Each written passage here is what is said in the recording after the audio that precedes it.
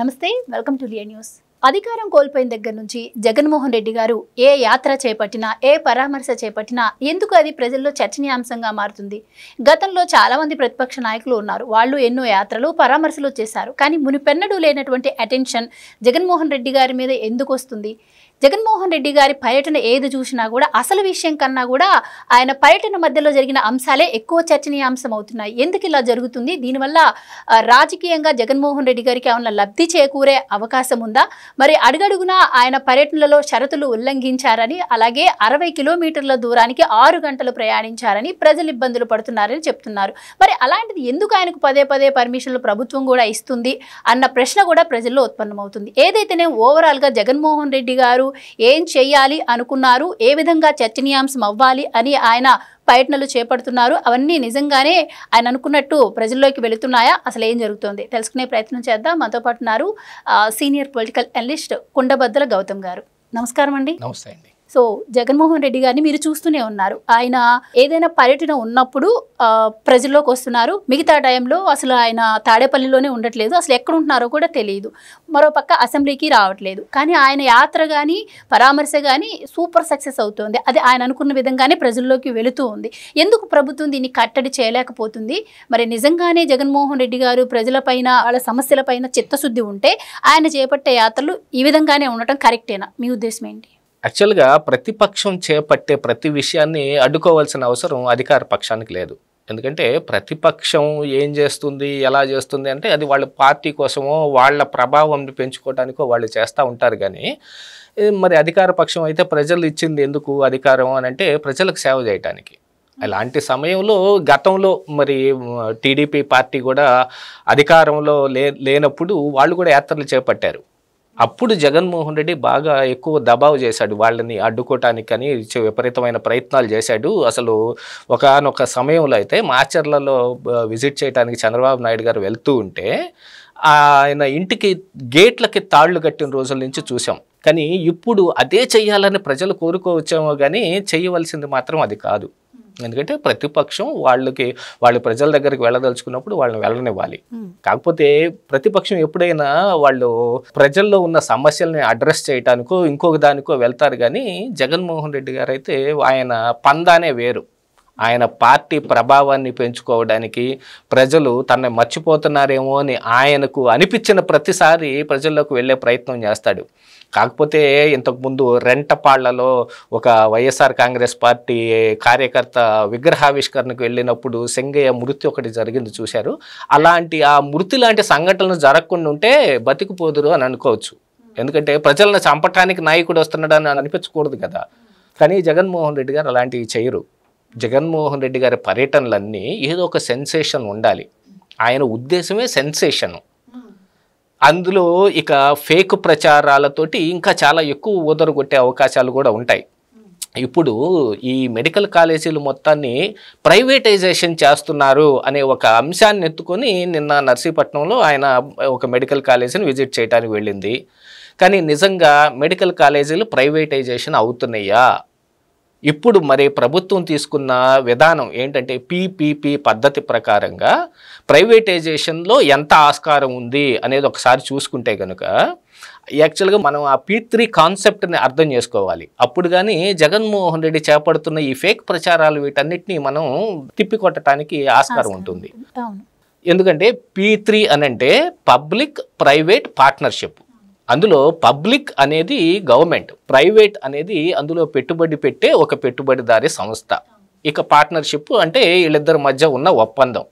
ఈ P3 విధానాన్ని ఈ రోజున కొత్తగా అమల్లోకి తీసుకొచ్చి లేకపోతే ఈ P3 గురించి తెలియని ఒక మాడ్యూల్ తీసుకొచ్చారు అనేది కాదు ఇక్కడ ఉంది. ఈ P3 విధానంలో చాలా సంవత్సరాల నుంచి గతంలో వాజ్పేయి గారి హయాం దగ్గర నుంచి P3ని వాడుతూ ఉన్నారు. ఎందుకంటే జాతీయ రహదారుల నిర్మాణం కానీ రాష్ట్ర రహదారులు అనుసంధానం కానీ వీటన్నిటిని B3 మోడల్లోనే పూర్తి చేశారు. అందుకోసమనే ఇప్పుడు మనకి హైవేల మీద టోల్ గేట్లు వచ్చాయి. ఎందుకు వచ్చాయి టోల్ గేట్లు అని అంటే అందులో ప్రైవేటు వ్యక్తులు ఎవరైతే వచ్చి పెట్టుబడి పెట్టారో వాళ్ళ పెట్టుబడి వృధా కాకుండా వాళ్ళకు కూడా తిరిగి ఆ డబ్బులు రావాలి కదా.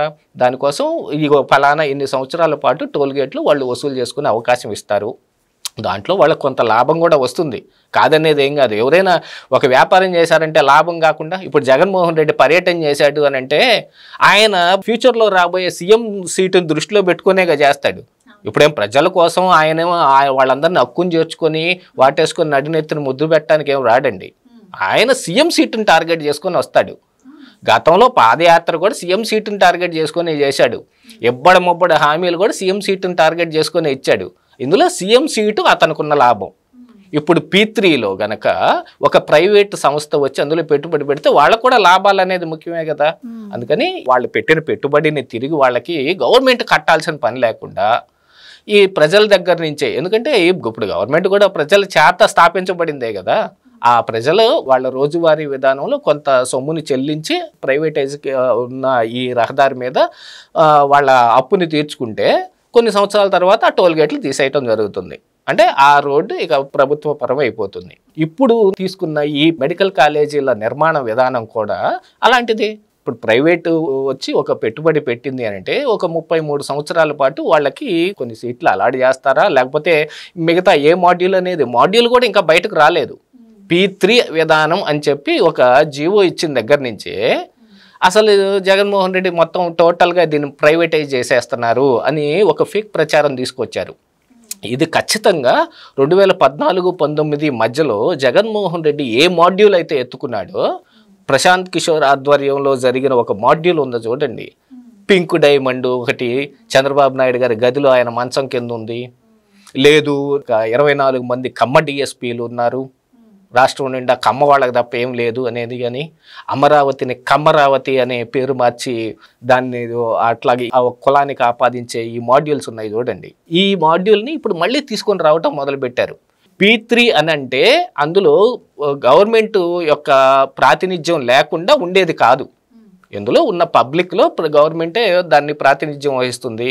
మరి దానికోసమే కదా నిన్న హైకోర్టులో కూడా డాక్టర్ వసుంధర అనే ఒక సామాజిక కార్యకర్త పేరుతోటి వైఎస్ఆర్ కాంగ్రెస్ పార్టీయే ఒక పిల్లుకి వెళ్ళింది. అందులో హైకోర్టు వ్యాఖ్యలు కూడా చేసింది. ఇప్పుడు ఇందులో ప్రభుత్వ ప్రాతినిధ్యం కూడా ఉంది కదా, దీన్ని ప్రైవేటైజేషన్ అని ఎలా అంటారు మీరు అని. దీంతో పాటుగా గతంలో జగన్మోహన్ రెడ్డి వీటన్నిటికీ పర్మిషన్లు ఇచ్చాడండి అని అంటే 5,300 కోట్ల రూపాయల దీనికి పర్మిషన్ ఇచ్చాడు అని అంటే, పర్మిషన్ ఇవ్వటం కాదండి, దానికి ఏమి డబ్బులు అలాట్మెంట్ చేశారు అది ఏమైనా చెప్పగలుగుతారా అని అంటే దానికి సమాధానం లేదు. గతంలో ఏజీగా ఉన్న ఈ శ్రీరామయ్య అనుకుంటాను, నిన్న కూడా ఆయన కోర్టులో అటెండ్ అయింది, ఆయన పెద్దగా ఏం చెప్పలేకపోయాడు. దాంతోపాటుగా కోర్టు ఇంకా తీవ్రమైన వ్యాఖ్యలు ఏం చేసిందంటే, జిల్లాల్లో ఈ కోర్టు భవనాలు నిర్మించడానికే డబ్బులు లేని ఇప్పుడు పరిస్థితుల్లో ప్రభుత్వం ఉంటే, ఇప్పుడు ఈ మెడికల్ కాలేజీలను పూర్తి చేయటం కోసం ఒక విధానాన్ని తీసుకొస్తే ఆ విధానాన్ని మేము ఎలా తప్పుపడతాం అని కోర్టు కూడా అభివర్ణించింది. అంటే దాని వెనుకున్న ఉద్దేశం ఏంటంటే, గుర్తుండే ఉంటుంది, గత నెల రోజుల క్రితం కూడా ప్రైవేట్ సంస్థలకు దోచిపెడుతూ రూపాయికే భూములు ఇస్తున్నారు పరిశ్రమలకు అని చెప్పి కోర్టుకి వెళ్ళినా కూడా ఎదురు దెబ్బ. అంటే గతంలో అమరావతిలో ఇన్సైడర్ ట్రేడింగ్ జరిగింది అన్నదానికి అనుసంధానంగానే ఇప్పుడు ఈ ప్రచారాలు అనుకోవచ్చా? అనుసంధానం కాదు, ఇది జగన్మోహన్ రెడ్డి గారి మోడస్ ఆపరండి అంటారు దీన్ని. ఆయన ప్రతిపక్షంలో ఉన్నప్పుడు ఇలాంటి ఒక ఫేక్ ప్రచారాలను తీసుకొస్తాడు. ఉదాహరణకి ఇందాక మనం చెప్పుకున్నట్టు ఆ పింక్ డైమండ్ సంగతులే సేమ్ మాడ్యూల్ అనమాట, అలాంటిది ఫేక్ ప్రచారం దాన్ని తీసుకొస్తారు. ఇప్పుడు వాళ్ళ అధికారంలో ఉన్నప్పుడు బయటపడ్డ ఈ 3,500 కోట్ల రూపాయల లెక్కర్ ముడుపుల వ్యవహారం ఉంది చూడండి, దాన్ని సప్రెస్ చేసి ఇప్పుడు ఉన్న ప్రభుత్వానికో లేకపోతే చంద్రబాబు నాయుడు గారికో ఒక మకిలిని ఆపాదించడానికి, ఆయన మీద కూడా బురద చల్లడానికి ఇప్పుడు ఈ ఇలిసిట్ లిక్కర్, ఇప్పుడు తంబలపల్లి మొలకల చెరువు దగ్గర బయటపడ్డ ఆ నకిలీ మద్యం తయారీ చేసే కుటీర పరిశ్రమ లాంటి విధానం ఉంది చూడండి, దాన్ని బయట పెట్టుకొని యాక్చువల్గా ఇప్పుడు ఏంటంటే ఆయన ఎవరైతే అక్కడ టీడీపీ పార్టీ తరఫున ఇన్ఛార్జిగా ఉన్నాడో జయచంద్రారెడ్డి, ఆయన ఇంతకు ముందు పెద్దిరెడ్డి తోటి వీళ్ళతోటి బాగా అంటకాగి వచ్చిన వ్యక్తే. దాంతోపాటుగా ఆయన కూడా చూశారంటే, ఇప్పుడు ఈ మన ఎక్సైజ్ శాఖ వెళ్ళి దాడి చేసి ఆ పరిశ్రమని పట్టుకునే లోపు ఆయన ఆఫ్రికా వెళ్ళిపోయి ఉన్నాడు. అంటే దీని వెనకమాల జరుగుతున్న ప్రాసెస్ ఏమిటి అనేది ఒకసారి మనం అర్థం చేసుకోవాల్సిన అవసరం ఉంటుంది ఇక్కడ.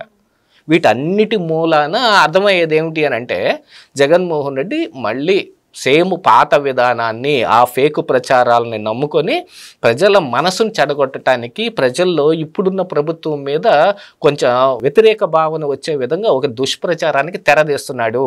గతంలో ప్రశాంత్ కిషోర్ ఈయనకి స్ట్రాటజిస్ట్గా ఉన్నప్పుడు ఏ మాడ్యూల్ని అయితే తీసుకొచ్చారో సోషల్ ఇంజనీరింగ్ అనే పేరుతో కానీ లేకపోతే ఫేక్ ప్రచారం లేనివి ఉన్నట్టుగా ఒక ప్రచారం చేసి దాంట్లో మొత్తం అంతా చేసేస్తున్నారని కానీ, లేకపోతే నిన్న కూడా ఒకసారి మనం చూసారంటే నిన్న జగన్మోహన్ రెడ్డి గారు ఇంటి నుంచి బయలుదేరేటప్పటికి డిఎస్సి అభ్యర్థుల్ని ఒక గుంపును తీసుకొచ్చి ఆయన ఇంటి ముందు పెట్టుకున్నారు. వాళ్ళు వచ్చారు అనే దానికంటే తీసుకొచ్చారు అని అంటే కరెక్ట్గా ఉంటుంది. వాళ్ళు ఇప్పుడు ఈయన యాత్రా విధానాన్ని మనకి రూట్ మ్యాప్ ఉంటుంది చూడండి, అలాగనే యాత్రను కూడా ఆయన రూట్ మ్యాప్ చేసుకున్నాడు. ఇంటి ముందు డిఎస్సి అభ్యర్థులు ఉండాలి, మధ్యలో స్టీల్ ప్లాంట్ వీళ్ళు ఉండాలి, తర్వాత వెళ్ళేటప్పటికి పలానా ఇది ఉండాలి, ఒక మోడల్ తయారు చేసుకుని ఆ మోడల్ ప్రకారంగా వెళ్తున్నారు. ఆ మోడల్ని ఇప్పుడు యాక్చువల్గా ఏంటంటే ఇప్పుడు మనకు ఉన్న పొలిటికల్ ఈ విధానం ఏంటంటే మారిపోయింది ఇప్పుడు. కాకపోతే ఏంటంటే పాత తరం పాలిటిక్స్ నుంచి చంద్రబాబు నాయుడు గారు 30 years ఇండస్ట్రీ అంట 40 years ఇండస్ట్రీ అంటే ఎగతాళి చేయటం కాదండి. ఆ పాత సాంప్రదాయాల పాలిటిక్స్ దగ్గర నుంచి ఆ తర్వాత ఏం జరిగింది, ఒకళ్ళ మీద ఒకళ్ళు బురద జల్లుకోవటం, ఒకళ్ళు ఈ కొంచెం కుయుక్తులు బన్నే ఒక రకమైన పాలిటిక్స్ దగ్గర నుంచి ఇప్పుడు అసలు వెండెట్టా పాలిటిక్స్, ఒకళ్ళ మీద ఒకళ్ళు కక్ష తీర్చుకునే పాలిటిక్స్ దాకా వచ్చేసింది. ఈ మాడ్యూల్ మొత్తాన్ని చూసుకొని వచ్చారు, కానీ ఆయనకున్న సాంప్రదాయ విలువలను వదిలేసుకోలేడుగా. ఇప్పుడు జగన్మోహన్ రెడ్డి లాగా చంద్రబాబు నాయుడు గారు తెగించలేరుగా. ప్రతిపక్షాలని రాకుండా చేసేయండి, మొత్తాన్ని జైల్లో నింపేసేయండి, వాళ్ళందరినీ కాళ్ళు ఎరగొట్టేసేయండి, ఎవరిని బయటకు రానివ్వద్దు అని ఈయన చంద్రబాబు నాయుడు గారు అలాంటి విధానం తీసుకోలేరు కదా. అందుకనే జగన్మోహన్ రెడ్డి వెళ్తానంటే వెళ్ళనిస్తారు, కాకపోతే సింగయ్య మూర్తి లాంటి దుర్ఘటనలు జరగకుండా ఉండాలి, రప్పా రప్పా లాంటి బోర్డులు కనపడకుండా ఉండాలి. అది ఈ ఒక విష సంస్కృతిని ప్రజల్లోకి నింపటానికి కాదు కదా ప్రతిపక్ష నాయకుడు రావాల్సింది. సార్, మీరు పీపీపీ విధానం ఇప్పుడు ప్రజలకు అవసరము అంటే వాళ్ళకి మెరుగైన వైద్య సదుపాయాలు అతి త్వరగా అందించడానికి అని మీరు అన్నారు. అలాగే కోర్టు కూడా అదే తీర్పు ఇవ్వడం జరిగింది. మరి ఏంటి జగన్మోహన్ రెడ్డి గారు వీటన్నింటినీ కాదని ఆయన వెళ్ళారు పరామర్శ కోసం, నేను నా కాలేజీని చూపిస్తాను, అక్కడ కాలేజీ లేదని ఆయనకి తెలుసు. అలాగే మరి ఈ పీపీపీ విధానం ఏదైతే ఉందో మరి దీనిపైన ప్రజల అభిప్రాయం ఏ విధంగా ఉంది, అండ్ ఈ యాత్ర ద్వారా ఆయన సాధించింది ఏంటంటారు? ఈ యాత్ర ద్వారా జగన్మోహన్ రెడ్డి అనుకున్న పని అయితే సాధించాడండి. అది యాక్చువల్గా చెప్పాలంటే ఇది మెడికల్ కాలేజీల గురించి అని కానీ ఇంకో దాని గురించి అని కానీ అనుకుంటే అది మన పొరపాటు. ఆయన ప్రజల్లోకి రావటానికి, ఎందుకంటే జనవరిలో జిల్లాల పర్యటనకు వస్తాడు జగన్మోహన్ రెడ్డి అని రాలేదు, మార్చిలో బస్సు యాత్ర చేస్తాడు జగన్మోహన్ రెడ్డి గారు, చెయ్యలేదు. ఇక టైం దాటిపోతుంది, ఇప్పుడు ఆల్రెడీ ఆగస్టులో కూడా ఇంకోటి ఏదో ఉంటుంది అన్నారు, అది కూడా లేకుండా పోయింది. ఏదో ఒక విధానాన్ని ఎత్తుకొని రావాలి. దాంతోపాటుగా మీకు ఇప్పుడు ఏంటంటే మొన్న కొన్ని బయటకు వచ్చిన సమాచారం ప్రకారంగా వాళ్ళ పార్టీలో గెలిచిన మిగతా 10 మంది ఎమ్మెల్యేలు జగన్మోహన్ రెడ్డి దగ్గరికి వెళ్ళి మనం అసెంబ్లీకి వెళ్ళి ఈ మెడికల్ కాలేజీల గురించి కానీ అప్పుడున్న యూరియా కొరత, అది కేవలం ఆంధ్రప్రదేశ్ రాష్ట్రం కాదు దేశం అంతా ఉంది కొరత, దాన్ని ఈ ప్రభుత్వం మీద ఆపాదించి మనం గట్టిగా మాట్లాడే అవకాశం ఉంది కాబట్టి మీరు రండి అని అడిగితే నేను రానిపో అన్నాడు. అసెంబ్లీకి వెళ్ళి ఈ మెడికల్ కాలేజీల గురించో యూరియాల కొరత గురించో మాట్లాడలేని జగన్మోహన్ రెడ్డి ఈ రోజున యాత్ర పెట్టుకొని మెడికల్ కాలేజీల దగ్గరికి ఎందుకు వెళ్తాడు అంటే, ఆ మెడికల్ కాలేజీల మీద ఆయనకు చిత్తశుద్ధి ఉందనుకోండి అసెంబ్లీకే వస్తాడు, అసెంబ్లీలోనే మాట్లాడతాడు, అసెంబ్లీలో మైక్ కావాలని గట్టిగా పోరాడతాడు. ఈ మెడికల్ కాలేజీల గురించి మాట్లాడితే ఈరోజు సత్యకుమార్ గారు చెప్పినట్టుగా ఒక్కొక్క కాలేజీకి 100 కోట్లు ఆయన ఆల్రెడీ ముడుపులు తీసేసుకున్నాడు. అందుకని ఇప్పుడు పీపీపీ విధానంలో వాటిని పూర్తి చేస్తుంటే కాంట్రాక్టు వాళ్ళకి వెళ్ళదు కాబట్టి దీనికి వేరే టెండర్లు బిడ్డింగ్లు ఇవన్నీ పిలుచుకొని అందులో అర్హులైన వాళ్ళకి మాత్రమే కాంట్రాక్ట్ ఇస్తారు కాబట్టి ఈయన తీసుకున్న ముడుపులు మొత్తం తిరిగి ఇచ్చేయాల్సి వస్తుందని ఇగ్వాల్ చేస్తున్నాడని సత్యకుమార్ గారు చెప్పారు, వైద్యశాఖ మంత్రి గారు. ఆయన చెప్పిన దాని ప్రకారంగా చూస్తే మళ్ళీ ఉన్న 17 మెడికల్ కాలేజీలకు గాను 1700 కోట్లు, 1700 అనగానే మళ్ళీ మనకు గుర్తొస్తుంది 1750 అదానీ దగ్గర తీసుకున్న ముడుపుల వ్యవహారం. అదేమో మన ఆంధ్రప్రదేశో లేకపోతే భారత ప్రభుత్వం కాదు, అమెరికాలోంచి వచ్చిన సమాచారం 1750 కోట్లు అదానీ గ్రీన్ ఎనర్జీస్కి అనేది. ఇక మొత్తం అంతా సోలార్ విద్యుత్ కోసం తీసుకున్నాం. అంతా ముడుపుల వ్యవహారంతో ఇది జగన్మోహన్ రెడ్డి చేస్తున్నాడు అంటే. దీంతో పాటు ఏంటంటే ఇప్పుడు జగన్మోహన్ రెడ్డి ఏదో ఒక కార్యక్రమం చేపట్టాలి. ఆ కార్యక్రమం లేకపోతే ప్రజలు మర్చిపోయే అవకాశం ఉంది. సో అసెంబ్లీకి వెళ్ళట్లేదు, ప్రజా సమస్యలపై పోరాడట్లేదు అని అడుగుతున్నారు కాబట్టి ఈ రకంగానైనా మైలేజ్ పొందుదాం, ఒక మైలేజ్ తీసుకొని రావడానికి. ఎందుకంటే ఆయన యాక్చువల్గా మీరు ఓపెనింగ్ రిమార్క్స్లో కూడా చెప్పారు, తాడేపల్లిలో కూడా ఉండట్లేదు, ఎక్కడ ఉంటున్నారని. ఆయన బెంగళూరు యలహంక ప్యాలెస్లో ఉంటున్నాడు. ఆ యలహంక ప్యాలెస్కి ఎవరు వెళ్ళాల్సిన అసలు ఇక అది వల్ల కానీ అది దుర్భేద్యమైన కోట అనమాట. అలాంటి కోటలో ఆయన దాక్కొని ఉంటున్నాడు. అలాంటి అపవాదులు కూడా వస్తున్నాయని మేము కూడా ఎన్నో వీడియోలు చేశాను. ఇప్పుడు జగన్మోహన్ రెడ్డి గారు ఇదిగో ఈ ఒక నెల రోజుల పాటు ఈ ఆంధ్రప్రదేశ్ రాష్ట్రం వైపు కూడా చూడలేదు అని ఒక ప్రచారం వచ్చినప్పుడల్లా ఆయన ఇలాంటి కార్యక్రమం ఒకటి ఎత్తాడు. మీరు గతంలో చూసారంటే ఈ బంగారపాళ్యం మామిడి రైతుల పరామర్శకి వెళ్ళి నా జీవితంలోనే నేను ఎప్పుడు చూడలేదు, మామిడికాయలు రోడ్డు మీద పారపోయారు. అది టమాటా లాగా రేపొద్దునికి కుళ్ళిపోయేదో లేదు, ఆల్రెడీ తర్వాత వచ్చే దిగుబడిని కూడా చెడగొట్టే లాంటి వ్యవహారం అయితే టమాటా రైతులైతే టమాటాలు రోడ్డు మీద పారబోస్తారు. మామిడికాయలు అలా కాదండి. కాపు దిగుబడి వచ్చిన తర్వాత అవి ఎంతకాలం నిల్వ ఉంటాయి అనేది ఒక లెక్క ఉంది దానికి. లేదు అని అనుకుంటే దాన్ని వేరే ఎక్కడికి తరలించే అవకాశం ఉందనేది కూడా ఒకటి ఉంటుంది. నా పుట్టి బుద్ధి ఎరిగిన కాడి నుంచి నేను చూడలేదండి మామిడికాయ రైతులు రోడ్డు మీద మామిడికాయలు పారబోయటం. మీరు చూడండి, ఎక్కడైనా చూడండి, మామిడి పండి ఆ చిత్తూరు జిల్లాలో ఎక్కడైనా చూడండి, ఎప్పుడైనా గత సంఘటన ఒక్కటి చూపించండి. మొన్న జగన్మోహన్ రెడ్డి వెళ్ళినప్పుడే ఆ మామిడికాయలు అక్కడ పారబోస్తారు. దాటి మీద నుంచి తొక్కుకుంటా వెళ్ళి అయ్యయ్యో మామిడి రైతులు ఇంత అన్యాయం అయిపోయి రోడ్ల మీద పారబోసుకుంటున్నారా అని ఈయన కొన్ని ఎక్స్ప్రెషన్లు ఇస్తాడు. దాన్ని వాళ్ళు జూమ్లో క్యాప్చర్ చేసి సాక్షి మీడియాలో వేసుకుంటారు. ఇలాంటివి చేయటం కోసం తప్ప మామిడికాయలు ఎవరు రైతులు రోడ్ల మీద పారబోయరు. అదొక కార్యక్రమం పెట్టారు. ఆ తర్వాత పొగాకు రైతులు అని చెప్పి వాళ్ళు కట్టుకున్న చెక్కుళ్ళు మొత్తం తొక్కేసి పొగాకు రైతులకు నాశనం చేశారు. మిర్చి రైతులను పరామర్శిస్తానని చెప్పి గుంటూరు మిర్చి యార్డుకి వెళ్తే టిక్కీలు మిర్చిని వాళ్ళ కార్యకర్తలే దొంగతనం చేసుకెళ్ళిపోయారు. రెంటపాళ్లకు వెళ్తా సింగయ్య ప్రాణం తీసుకున్నాడు.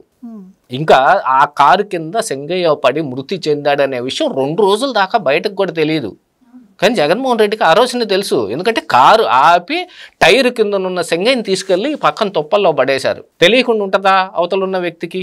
తెలిసి ఆయన కూడా చెప్పలేదు. పోలీసులకు ఇవ్వాల్సిన సమాచారం ఆ రోజున రఘురామ్ తప్పుడు సమాచారం ఇస్తే అక్కడ ఉన్న ఎస్పీ గారు కానీ లేకపోతే పోలీసు యంత్రాంగం కూడా తప్పుదోవ పట్టింది. ఆ తర్వాత సింగయ్య మృతి ఎందుకు జరిగిందనే వీడియోలు బయటకు వచ్చిన తర్వాత అప్పుడు కేసు పెట్టడం మొదలు పెడితే ఆయన కోర్టుకు వెళ్ళాడు. కోర్టుకు వెళ్తే కోర్టులో ఏమైందో మనం చూసాం. దానికి కూడా ఎలాంటి కారణాలు ఏమున్నాయి అనేది ఆ రోజున జడ్జి గారి మీద కూడా కొన్ని అపవాదులు అన్నీ వచ్చాయి. ఆయన తర్వాత ఈ కేసులన్నీ నా ముందుకు రాకుండా నేను నాట్ బిఫోర్ మీ చెబుతానని ఆయన కూడా కొన్ని వ్యాఖ్యలు చేసుకోవాల్సిన పరిస్థితులు ఏర్పడ్డాయి ఆ రోజున జస్టిస్ శ్రీనివాసరెడ్డి గారు.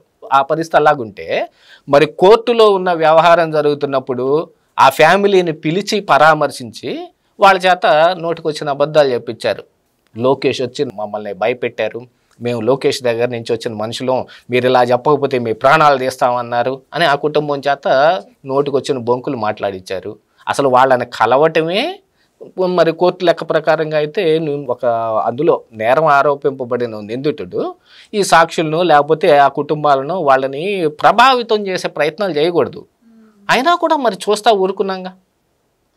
ఎందుకంటే ఆయన ఓ ప్రతిపక్ష నాయకుడు, హోదా లేకపోయినప్పటికీ హోదా ఇస్తే గానీ రాను అని ఆయన మాట్లాడుతున్నప్పటికీ గాను ఆయనైతే ఓ ప్రతిపక్ష నాయకుడి కింద చూడాలి. ఎందుకంటే ఆయన గతంలో సీఎంగా కూడా పనిచేశాడు కాబట్టి ఆ హోదాలోని ఆయన వచ్చిన వెసులుబాటుని దుర్వినియోగం చేసుకుంటున్నాడు. ఎందుకంటే ఆ ఇంటికి ఈ ఇల్లు ఎంత దూరం ఉంటుందో ఈ ఇంటికి ఆ ఇల్లు అంత దూరమే ఉంటుంది అన్నట్టుగా ఆయన అవలంబించిన విధానాలని ఆయన మీద ప్రయోగించేదాకా ఫోర్స్ చేస్తున్నాడు. అలాంటి విధానం ఏదన్నా ఇప్పుడున్న ప్రభుత్వం తీసుకుందనుకోండి, వెంటనే కక్షపూరిత వెండెట్టా పాలిటిక్స్ మొదలు పెట్టేశారు. ఆయన చేసినవన్నీ ఇక పక్కదారి పట్టిపోతాయి. ఇప్పుడు వీళ్ళు కక్ష సాధింపు చేస్తున్నారని వీళ్ళ మీద పట్టడానికి ఈ ప్రభుత్వాన్ని కూడా అటువైపుకి డ్రైవ్ చేస్తున్నాడు. కాకపోతే ప్రభుత్వం చాలా జాగ్రత్తగా ఆచితూచి అడుగులు వేస్తుంది. దేశం మొత్తంలోనే ఇలాంటి ఏదైనా ఒక యాత్రలు కావచ్చు లేకపోతే బహిరంగ సభలు కావచ్చు. మన తమిళనాడులో చూసాం, టీవీకే విజయ్ పెట్టిన ఆ ఇరుకు సందుల్లో పెట్టిన ఆ సభకి 20 మంది మృతి చెందారు. అలాంటి సంఘటనలు జరగకుండా ఉండటానికి ఎందుకు జగన్మోహన్ రెడ్డి కారు కిందే పడి సింగయ్య మృతి చెందాడు కదా, అలాంటి సంఘటనలు కూడా జరగకుండా ఉండటానికి చర్యలు తీసుకుంటాము అని అనుకుంటే దాన్ని వెండెట్టా పాలిటిక్స్ కింద తీసుకొస్తాడు. ఎటు తిరిగి అటే డ్రైవ్ చేసి దానికే ఎక్కువ ఆస్కారం. అంటే ఇప్పుడు చివరాఖరికి ఎలా తయారైందంటే జగన్మోహన్ రెడ్డి వస్తున్నాడు రా బాబాయ్ ఎంతమంది చనిపోతారో చూడండి అనే దాకా వెళ్ళిపోయింది పరిస్థితి ఈ రోజున. అంత దాకా ఆయన ఫోర్స్ఫుల్గా తీసుకొస్తూ ఉన్నాడు. Thank you so much. Thank you. Please subscribe to Leo news for more videos.